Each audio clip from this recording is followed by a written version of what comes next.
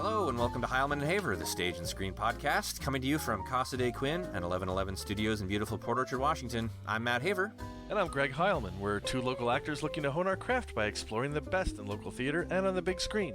Each week we bring you entertainment news and views, celebrate classic Hollywood, enjoy cocktails with a Tinseltown twist, interview talented local actors and directors, and chat with industry experts from LA to the UK. Welcome to episode 61. In a few moments, we'll be joined by author, film critic, film historian, and speaker John DiLeo to chat about those beloved character actors and his new book, There Are No Small Parts, 100 Outstanding Film Performances with Screen Time of 10 Minutes or Less, right after we take a quick look at Arts Around the Sound for Friday, April 29th. It's the final weekend for Something Rotten at Bremerton Community Theater, and you don't want to miss your chance to see this absurdly funny show depicting the intersection where Shakespeare and musical theater meet. My review is available at our website, heilmanandhaver.com, and on our Facebook page. And tickets and more info can be had at bctshows.com. And next Friday, May 6th, at long last, the rock comedy that COVID couldn't stop, Little Shop of Horrors, opens at Western Washington Center for the Arts in Port Orchard. Little Shop was mid-rehearsal when the shutdown hit, but the show must go on around here. Written by Howard Ashman, with music by Alan Menken, and directed and choreographed by our friends Dan Estes and Rebecca Ewan. This is the musical about man-eating plants that you need in your life. So go out and get tickets. And, of course, more info at WWCA.us. And coming up next week, Matt and I return to the bar. I mean, we get back behind the bar. We raise the bar? Well, whatever we're doing, we're going to need a drink. And that's right, it's another episode of In the Mix, where our cocktails acquire that Tinseltown twist, and you get a strong shot of behind-the-scenes trivia. Next week, we'll be toasting the brilliant and versatile director of stage and screen, Elia Kazan, with the East of Eden cocktail, after the 1955 John Steinbeck adaptation starring James Dean, Julie Harris, and Raymond Massey. And now, of course, it's time to toast the actors and actresses who've brought so much enjoyment to our lives in under 10 minutes. In his most recent book, author, film critic, film historian, and speaker, and our guest, John DiLeo, celebrates remarkable screen performances, shining a uniquely targeted spotlight on artists who created full-blown characterizations within minimal screen time of literally 10 minutes or less. John is the author of 7 books about American movies, from his first, And You Thought You Knew Classic Movies, 200 Quizzes for Golden Age Movie Lovers in 1999, to his latest on the topic of our chat today, There Are No Small Parts, 100 Outstanding Film Performances with Screen Time of 10 Minutes or Less, which was just released in February and is available everywhere fine books are sold. Born in Brooklyn and raised on Long Island, John joins us from his home in Milford, Pennsylvania. Welcome to the show, John. Welcome, John. Hey, it's so great to be with you guys. Thank you. So how did you go about compiling this list of 100 performances in your book? What was your process like, and how did you decide on what counted as screen time? Because obviously the definition of a kind of a short performance is definitely open for interpretation. What was your process like in that? Well, I mean, a couple of performances had caught my eye early on that gave me the idea for the book, that they're kind of too short to get award attention. And then I thought, well, most movies have performances that are under 10 minutes long. Just about every one of them does. And how many were standouts? And I never was was never worried about reaching 100. It was more about sort of corralling them into this finite list and having something to say about them. And so I think I made an initial list of about 300 from memory and from my own sort of personal reference sources, my own index cards and stuff. And I knew that some of them would be too long and some of them wouldn't be as good as I remembered. And so it was a gradual process, like chipping away at marble and seeing what was left. And although it's arranged chronologically from 1935 to 2019, I never write anything chronologically. So I would just write them randomly and then place them in the order in which they would eventually appear. And as I got near the end, I could see where there were some chronological gaps. And I think, I need a little something from the late 80s, try to focus in on that. So you'd have a kind of feeling of a kind of evenness throughout those 85 years.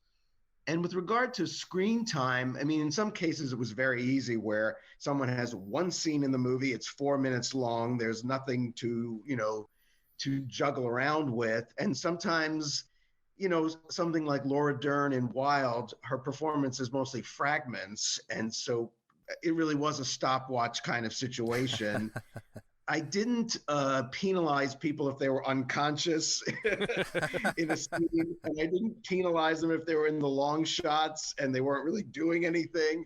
So it tried to be, in terms of screen time, it means when they were actually present. Yeah, I think about you're talking about when they're unconscious, and I'm thinking about The Trouble with Harry, and you've got this dead body that's in the bathroom. Well, there's a performance in the book, Canada Lee, as the boxer in Body and Soul, and there is a scene where he's basically just a slab. He's sort of shivering and stuff, so he's sort of semi-conscious, but I thought it's not really part of what he was asked to do. So again, I didn't sort of penalize him. But I was pretty accurate, because if it was a 12-minute or a 13-minute performance, well, then it wasn't what I was talking about. So it was something else. The narrative style you employ in the book is unique, and it's not just about the performances, but we get some background about obviously the films, the other cast and crew. You've written now, this is your 7th book. How's your style evolved, or maybe your interests evolved since the release of your original, your first book you wrote? Yeah, the first one was my quiz book, which came out in 1999. And I wasn't even sure I was a writer at that point. I had an idea for a quiz book, and I was trying to be clever and write little introductions to the quizzes, but it wasn't what you'd call writing. But it gave me the confidence to try something a little more complicated, challenge myself. And I think each book has been, on some level, a writing challenge. And I'd say the biggest difference is that you can watch me get better and better at what I'm doing from book 1 to book 7 until I feel like I actually know what I'm doing as a writer. Because I think, people, I was not one of those people with a writing talent who was looking for a subject. I was a guy who loved movies, who had a lot of things I wanted to say and had to find ways to say them. So I came at it from that side. And then, like I said, I feel like so much of what I'm trying to do is to get people to read my sentences the way I intended them in terms of inflection. And so that's part of the process of trying to get better and better at making the reader hear you when they're reading. Right. Well, it's time for an audiobook. You'll just have to read them yourself. Exactly. Nobody reads their works better than the author. Well, my favorite part of the groundbreaking 1967 film that you feature in the book, of course, Bonnie and Clyde, is Gene Wilder's 6.5 minutes. Kind of falls right in the middle of your book. And this, of course, was Gene Wilder's debut role. It catapulted him really onto the road to stardom in comedy. Up next was The Producers. Who else in your book is a good example of someone put on the map by their 10 minutes or less in the limelight? Well, 2 of them come to mind. One is the great character actress Thelma Ritter in Miracle on 34th Street. She's only in it for 2 minutes, and she's got 2 scenes close together. And why I think she qualifies for what you're saying is that everything we all love about Thelma Ritter for the next 2 decades of movies, it's all right there in those 2 minutes. The wisecracking, the warmth, that New Yorkese, that no-nonsense quality. And so she parlayed those 2 minutes into a major career. The other one, of course, comes to mind is Robert Duvall as Boo Radley in To Kill a Mockingbird. Not that that was a star maker, because the role is too offbeat to sort of, there's not like some great starring parts that come from playing Boo Radley, but certainly put him on the map as someone to watch. And certainly within the next decade, we get to The Godfather, and then, of course, everybody knows who he is throughout the 1970s. But that was a great start for him, because you have a great actor making a debut with a very eye-catching role in a great film. So that was a real catapult for him. Well, along those lines with, speaking of Gene Wilder, now he shared the screen a little bit later with another Gene Hackman, in Young Frankenstein, which is one of our favorite films. That's one of those you watch over and over and over again. And, Gene Hackman as the kindly blind man who is about to make an espresso. Yes. So it's always amazed me how many people, and me included, I think the first time I saw it, didn't realize it was Gene Hackman. Yeah. Who else on your list has shocked audiences by appearing in a small role, maybe disguised, that nobody really knew who it was? Well, it's funny, though, about Gene Hackman was that he's not billed in the opening credits. So it was definitely designed to be a surprise, but it was such a good surprise that, as you said, some people missed the fact that it was him. And I love it because he's obviously having a ball after a string of serious parts to do something so funny. One that jumps to mind in that category is Marlena Dietrich in Orson Welles' film Touch of Evil, because she was, of course, a legend by then, and she shows up basically for 5 minutes in a black wig as a Mexican bordello owner. She's billed, but I don't think people were expecting her casting, and she certainly not typecast, that's for sure, but she really makes an impression. And another one, I mean, Peter Sellers in The Wrong Box. And I guess that's sort of true of Peter Sellers in just about any of those makeup roles where he sort of disappears into some loony character.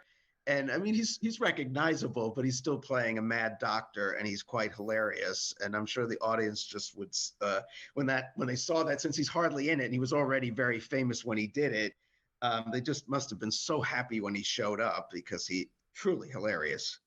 Well, another scene actor role that was unexpected for fans of the stage version of this show was Alec Baldwin showing up in Glengarry Glen Ross, the 1992 adaptation of the David Mamet play. The scene doesn't appear in the stage version. Mamet wrote it for the film specifically, just over 8 minutes long. As far as I'm concerned, makes the film, which is saying something considering the cast, likes of Jack Lemmon and Al Pacino and all these others. Are there some other examples of scenes that were created specifically for a character or an actor that you profile in the book? Yeah, there's another example exactly like that one. And I agree. I think Baldwin's scene is the best scene in the movie. It kind of encapsulates everything the movie's about in those 8 minutes. Yeah. There's another example, the stage play Bell, Book, and Candle. When that was made into a film, there's a role for Hermione Gingold, which is in the book. And in the play, she's another of the witches, but she's only talked about, Bianca de Paz. And they put her in the movie. And so she's got a few minutes that are very funny and over the top and quite delicious. So that's exactly the same, where they took a character that's not in the play that just finally found its way into the material. Not exactly that kind of thing, but I love how in Pennies from Heaven that Christopher Walken, up to that point known mostly for The Deer Hunter and as Annie Hall's crazy brother, got to show his sort of musical comedy past by doing that fabulous tap number to Let's Misbehave. So that was a great example of making use of someone in a way that would surprise the audience. When I started reading your book, I thought there's some actors here that seem like they're in everything. I'm gonna throw out Paul Giamatti. Seems like he's in everything. Had to have been in a role that was less than 10 minutes, but he's not in the book. Or were there any other actors that you thought that going into this and doing the research that, hey, this guy's got to be, or this actress has to be in here, because they just seem like they're in everything and then didn't make it in? Yeah, it's a tricky thing. You're right. There's certain people. It's hard for me to think who exactly, but there were people I had probably 5 choices of which one to put in, and others it was the obvious one, and people that, you're right, I felt bad that I didn't find place. Actually, Paul Giamatti was one of them, but so many people, or Maggie Smith or Angela Lansbury or Claude Rains, they're probably, and sometimes they did have something for whatever reason. There were so many components. It's sort of, you have to like the person. I didn't have to like the movie, as you know, because some of the movies I don't actually like. But yeah, there are people I wish I could have found room for. But I also love there are some people that aren't household names or not anywhere close to being household names that I got to talk about, and made me feel good that all these years later, say I could shine a little spotlight on them. Yeah, absolutely. When you think of Oscar-winning performances, short ones that come to mind, Anthony Hopkins as Hannibal Lecter in 1991 Silence of the Lambs is actually 24 minutes, 52 seconds. There's some argument about exactly how long he's on screen. That was what I got from IMDb, so we're going to go with 24 minutes, 52 seconds. Over twice what a lot of these folks are on screen for in your book. And there's actually a couple Oscar winners, one of them being Judi Dench, Dame Judi Dench now, as Queen Elizabeth in Shakespeare in Love in 1998. Best Supporting Actress for her, 7 minutes long. Now, there were 10 other nominees, I believe, and one other winner. Can you expound on that a little bit? Yeah. The other winner is even shorter. It's Beatrice Straight in Network. I believe that's 5.5 minutes. She's got one major scene. She has a couple of times she pops up, but it's really one scene. So she and Judi Dench are the two actual win performances in the book. But I'll just rattle off the other ones that were nominated. Claire Trevor in Dead End, Carolyn Jones in The Bachelor Party, Sylvia Sidney in Summer Wishes, Winter Dreams, Sylvia Miles in Farewell, My Lovely, Jane Alexander in All the President's Men, Maximilian Schell in Julia, Geraldine Page in The Pope of Greenwich Village, Laura Dern in Wild, and Ruby Dee in American Gangster. Wow, that's quite a list. Yeah. And most of them lost because of the brevity of the performances. When you're up against people who are in it for 20 minutes or 25, say, Sure. It's hard to win. So those two women, Judi Dench and Beatrice Straight, certainly couldn't have gone into those roles imagining I'm going to get the Oscar for this one. Right. Now I'm curious, how strictly did you stick to that 10 minutes? If it was, again, were you stop watching things as it, 10:05? Oh, sorry, out it goes. Well, when I got to, as I said, most of them, it wasn't even close. But if it was 10:05 and I really was high on it, there's always a way to shave 5 seconds off of something. They cut away from you. It's like, that's good enough for me. You're still in the room technically, but I can't see you. So that's okay. Right. You're the author. You get to make the rules. That's what I said. So I like it. Yeah, anyone can come after me with their stopwatches and argue about something or other. That'd be a commitment. That's a lot of hours you spent watching those films. Yes. So, John, speaking of sitting there with a stopwatch and watching all these films, can you tell us a little bit about the process that you go through once you determine how you're going to put this movie in or consider it, the process to get all that information that you put in when you're putting a chapter or a piece together? Yeah, I would certainly first look at the performance again, go right to the 2 minutes or 8 minutes or whatever that I remembered to see if I wanted to use it. And if I was still intrigued, I would watch the entire movie straight through just to see how the performance, how it falls in the movie in terms of its impact, what it does to the plot, how it changes the course of things, or what that person brings to it that's unlike anybody else in the movie.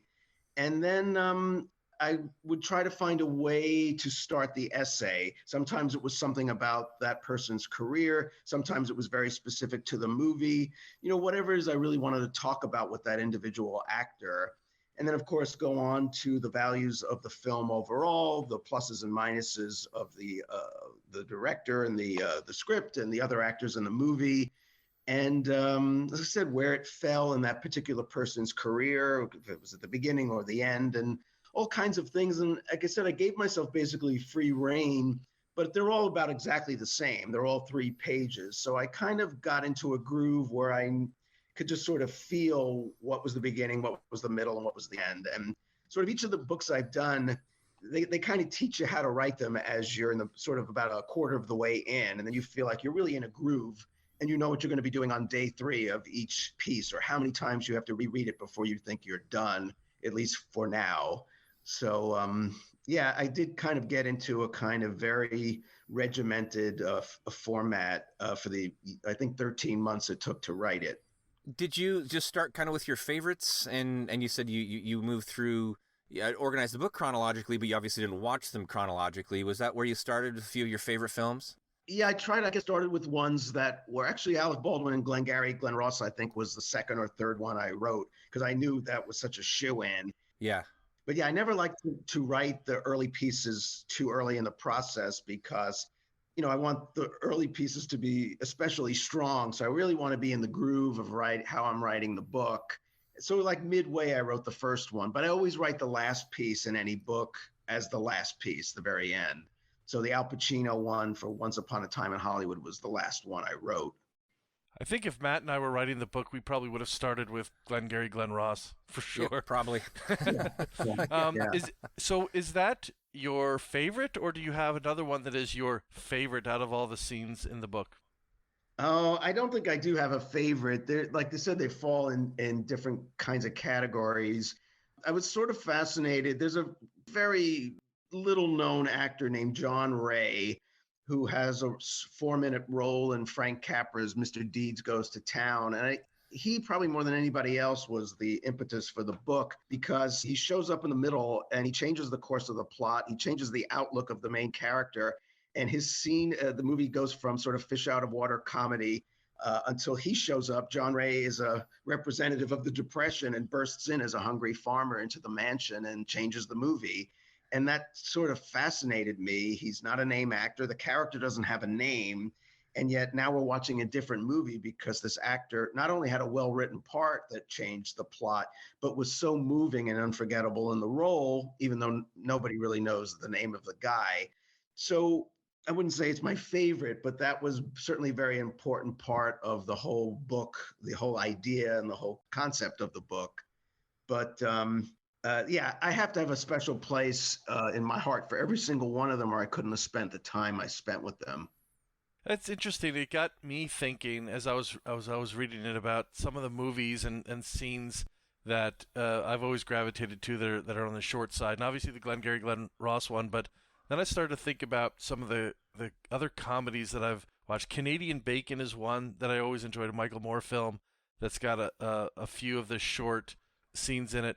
So I Married an Axe Murderer, for me, might be one that's probably got about, I don't know, 5 or 6. Phil Hartman as the security guard on Alcatraz, Stephen Wright, and some of those. How about you, Matt? What about you? What are some of your favorites?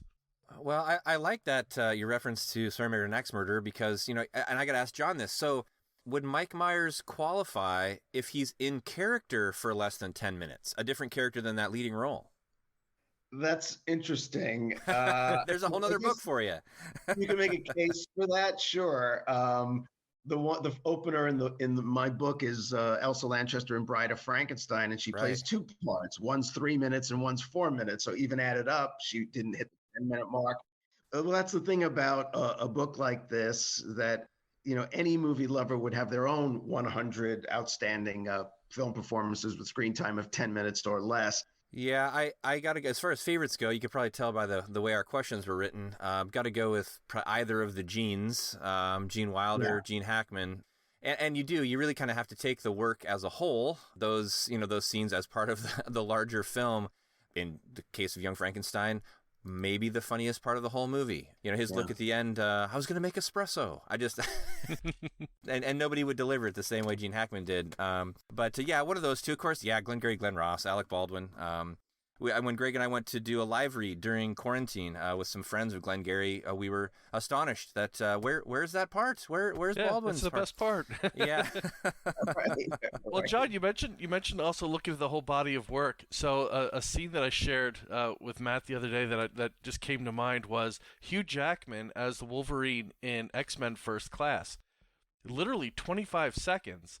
And to me, it made the film because I'm not going to use what he said because it's not safe for for a family show. But general audiences. Exactly. But knowing his character as you travel through all of the X-Men movies, and then this one 25-second clip where they walk in and he just basically tells them to go pound salt in the way that the Wolverine would, was just hilarious. Well, I think I also addressed something like that in the introduction where I thought about James Caan in Godfather 2, because I think that's a 4-minute scene.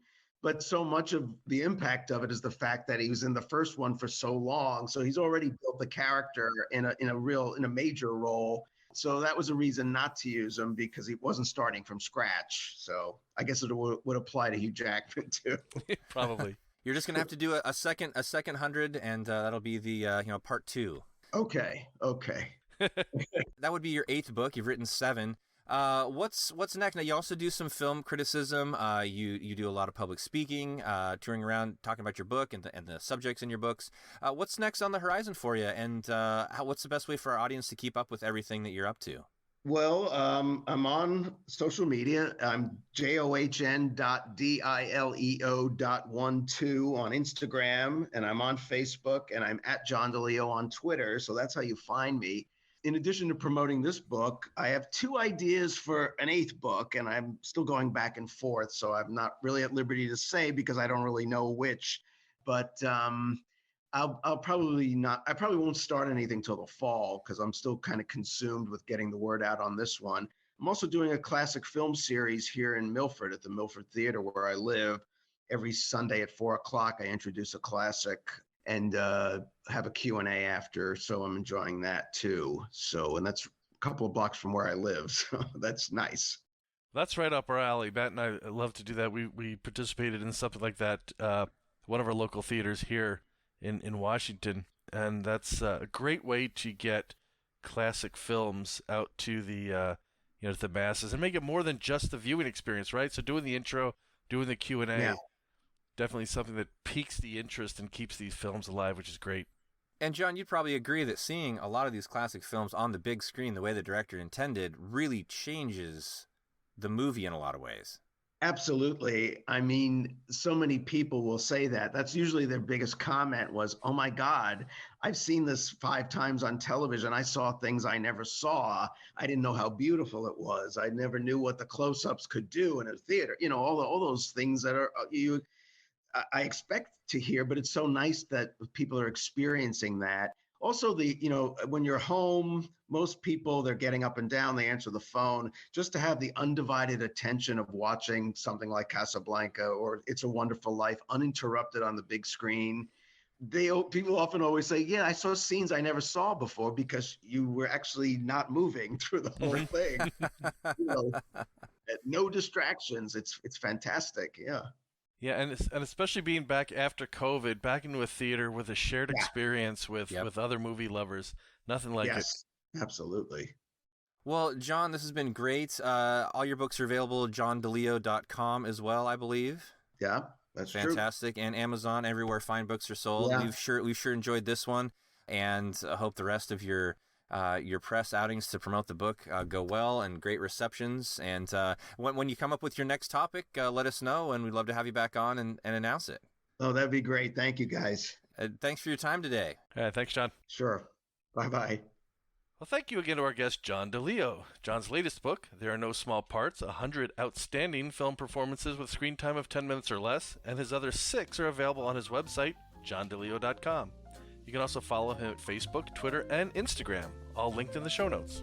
And coming up on episode 62, we're very excited to announce that we'll welcome legendary writer, playwright, director, and producer George Stevens Jr. to the show.